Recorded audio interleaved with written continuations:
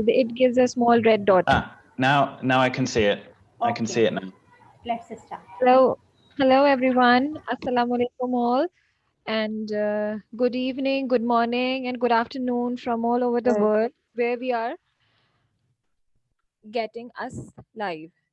So here we are again with another interesting session of SFN Education Training Services.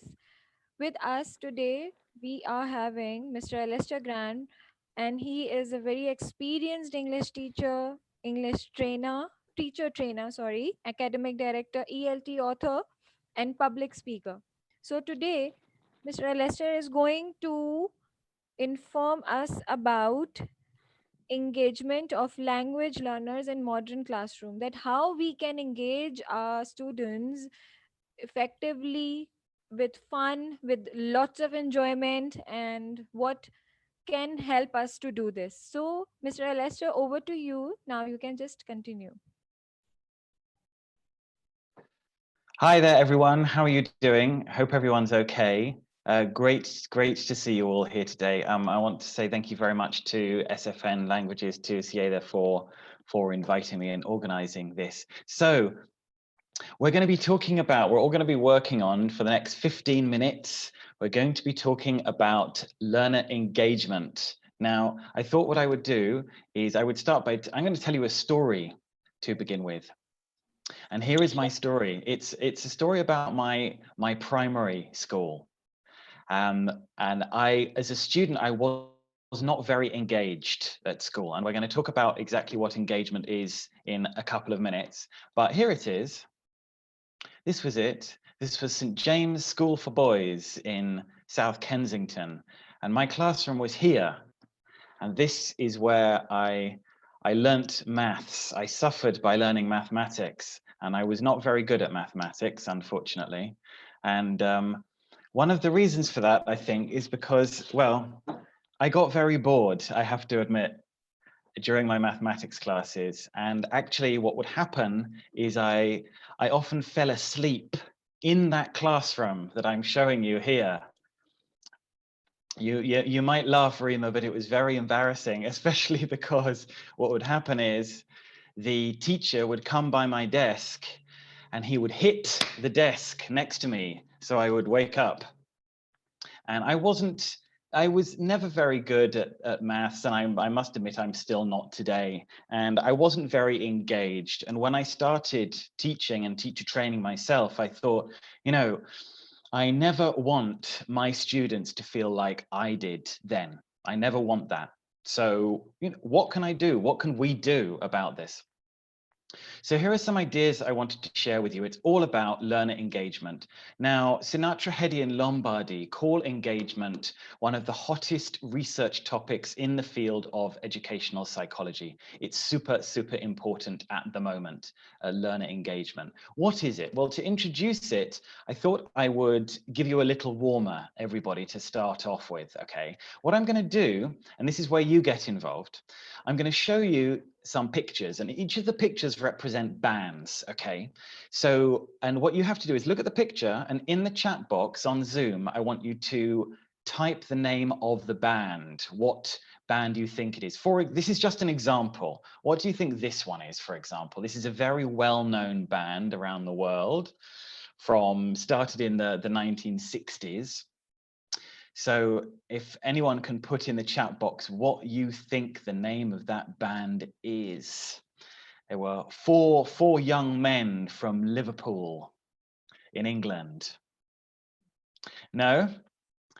Okay, well, I'll tell you, I will tell you what the band is. The band was the Beatles. Yes, exactly. Of course, the Beatles. Okay, I'm going to show you all the others now. Here they are. How many have we got? There's 12 of them. All right. I want you to have a look at these band names or the pictures and see if you can write in the chat box which bands they represent. They're all pretty well-known bands from around the world. So have a look at them. We've got some up here. We've got a pearl and a jar with something in. And we've got a little gun and a rose there. That should be quite a good clue for you. And well, number 4 is a very famous one. It's not a crown, it represents something else. And number 5 here, well, what can you see in the pictures in number 5?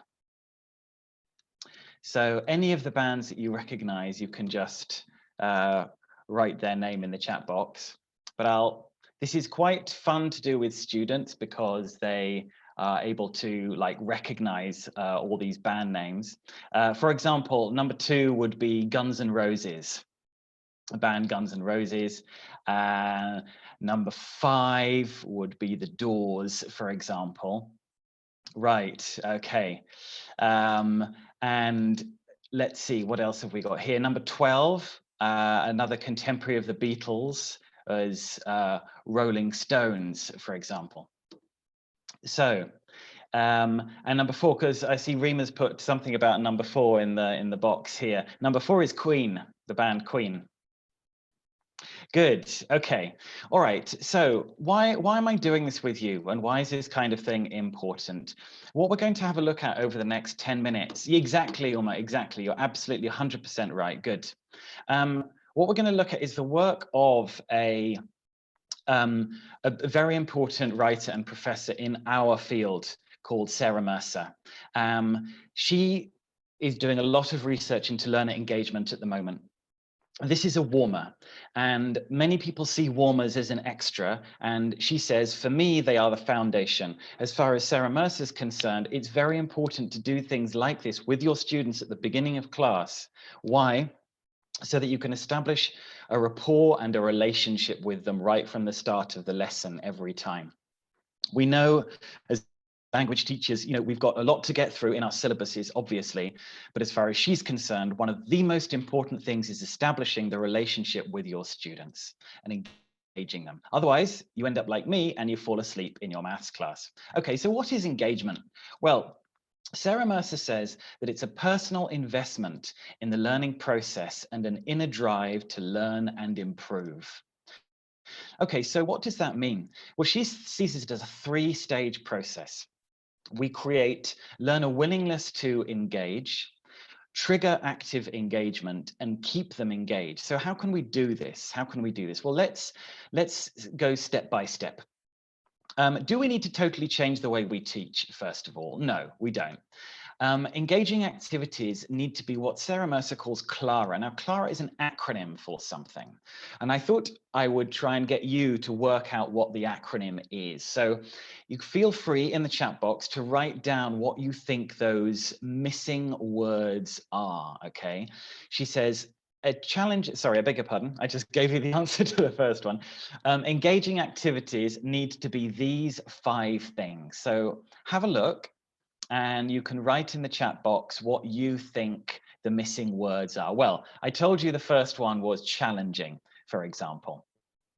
I'm going to run through the others just because of time. So she says that engaging activities need to be challenging, learner-centered, they need to be active, relevant and valuable, and finally autonomy rich. Good, Aisha. Yes, exactly. Number 3 was active. Absolutely right. Perfect. So how can we do this? How can we make sure all activities are like this? Sarah Mercer says these things are what activities need to, the criteria they need to meet in order to be engaging. Let's have a quick look at creating learner willingness to engage, first of all. This is a fun activity to do with your students. Now, I see that we've got Rima on the camera at the moment. I'm not going to get her to do this just because of time. You'll be pleased to hear, Rima, but this is quite a fun activity to do with your students, especially if they're using an online platform in order to get them to connect the vocabulary that you are studying to the actual physical object they represent. If, for example, this was a class right now and Rima was one of my students, I would say, okay, Rima, I want you to get up and I want you to go and get one novel and 1 pen. And you would all have to do that. And the first person to come back with a novel and a pen would win. And what I would do is I would do this with any vocabulary. Very good, Rima. See, we prepared this earlier on. What I would do is I would do this with any language, any household object, lexical sets that we were studying. And it's a nice little trick, and it's quite a kinesthetic activity for students. Another example of something like this is, I call it Coursebook Pictionary. It's a great thing to do on Zoom, whereby you have you can see right now in front of you, this is what you look at when you open the contents page of your course book. You've got all of this vocabulary and grammar. You've seen this kind of thing many times before. And what you can do, you can see on the right, I've got all of these different categories of vocabulary that we have to study with our students. And what I'm going to do is I'm going to see if you can understand what I'm drawing, okay? And you can do this in teams. You can get your students to do this in teams, and they can choose whatever it is that they want to draw, as long as what they're drawing is from here, from these categories here. And I'm trying to draw something from one of the categories. I don't know if you can work out what I'm drawing here. As you can see, I'm about as good at drawing as I was at maths, like really, really bad. Well, I'm drawing something from this category, a hamburger. And the idea is that you do this with your students in teams, and they can have a lot of fun doing this, but also revising the vocabulary that they are studying from their book. Okay, let's have a look at triggering active engagement now. Now, this is a nice little idea to engage students with practicing pronunciation. And yeah, exactly, it was me, you got it right. It was a burger. I want you to think about this. You've got three people here. You've got Dora the Explorer, Snoopy, and Tintin. And they have to get to the other side of this river. And this is all about practicing pronunciation. Why? Well, I will show you. There are 5 stepping stones to get back to camp. And each of the characters represents a sound. So if we were in a class, I would say, okay, Rima, you are Dora, Sieda, you are Snoopy, and Hirwa, you are Tintin. And you can see above, in front of them, let's see, you've got different objects that represent a sound. This, for example, is oil, and we have the diphthong oi there. Here we have a mill with the vowel sound I. And here we have a drum with the vowel sound ah. Now, what Rima and Sieda and Hirwa would have to do is they would have to think of 1, 2, 3, 4, 5 words which all have the same sound in order to get back to camp. And the person to do it fastest wins. So for example, we could have mill, pill, till, sill, etc. But the first person to think of all 5 words gets back to camp first. And it's quite fun to do this with students in teams to practice their pronunciation, especially for difficult vowel sounds, diphthong sounds, or consonant sounds. I must say that for example, where I work, I'm English, I'm from London, but here where I work in Argentina, what tends to happen is the students find it very difficult to pronounce b and the difference between b and v, for example. Okay, so that's an example. Now, we don't need to change the way we teach, Sarah Mercer says. In fact, look down here, she says we can do this at task level. We don't have to come up with a load of new activities to make them engaging. I'm going to show you an activity to do with reading now called Prove It. Now, I know you have a page of text in front of you. Do not panic. I'm not going to get you to read the whole thing. Let me explain how this works. We know that with students, we often have reading comprehension exercises where they have to do, for example, true or false, okay?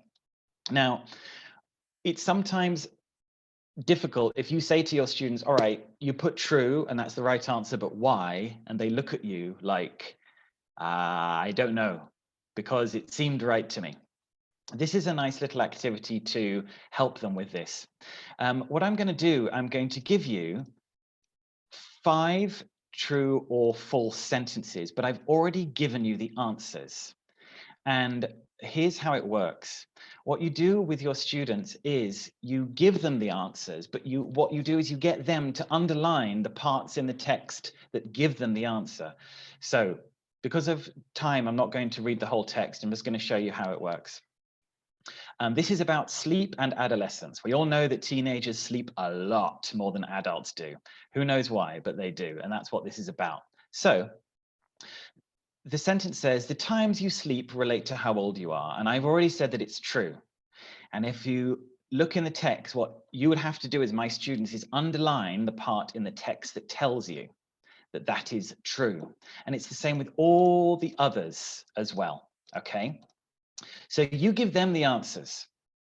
Tell them if they're true or false, or if it's multiple choice, give them the answers. This is just training, by the way, and their job is to underline the part in the text that gives them the answer.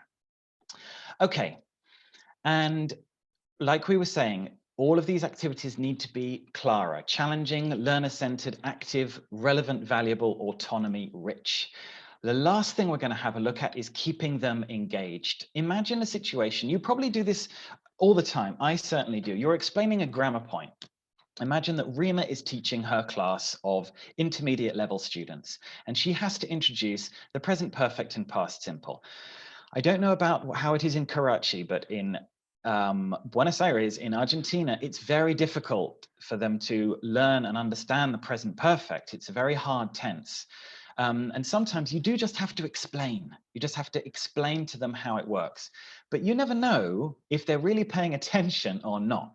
And now I don't know if you've ever played bingo, but this is a nice little trick. They all have a square like this, and you fill it in with these things. Now, what are these things?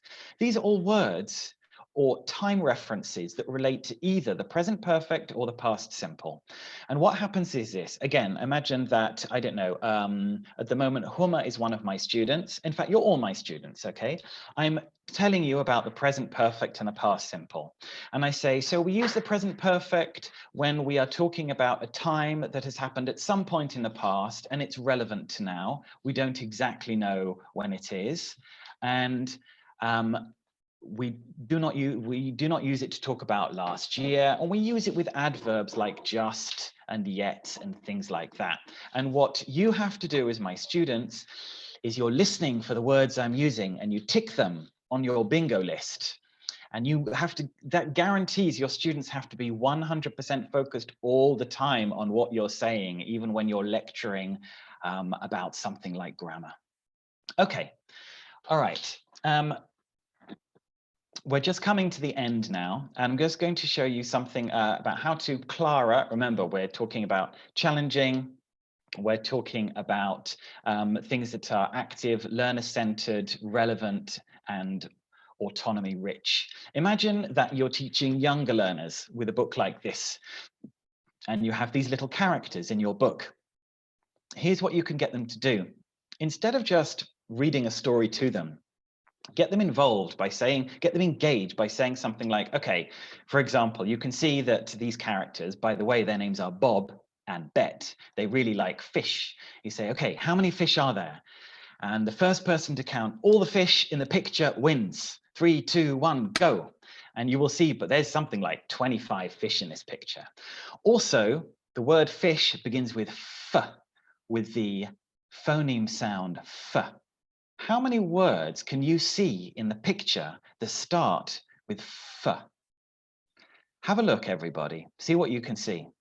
Because obviously there's fish, but you will see that there are dozens of other words in this picture that begin with the sound F. Good. Uzma has written fire, for example. Good. We've got fish, fire, fork. Good. What else? There are literally dozens of words that you can pick out. Frame, feet, food, etc., etc., etc. Floor. Good, exactly. Okay, and you can get them to do this in teams, and the team to come up with the most words in 2 minutes wins. Flower, I didn't think of that, Uzma. Very good. Flower, absolutely perfect. Okay, good. Remember, all the activities like we've seen today need to be challenging, learner-centered, active, relevant, valuable, autonomy. Sorry, I've just seen what Rima's put in the box. Fur of the cat. Extra point for that. That's quite an obscure one. I like it. So think about this and think about your students. Think about the kind of texts that you use with them and how you can do this with your students as well. You don't have to create things from zero. You don't have to create things from scratch.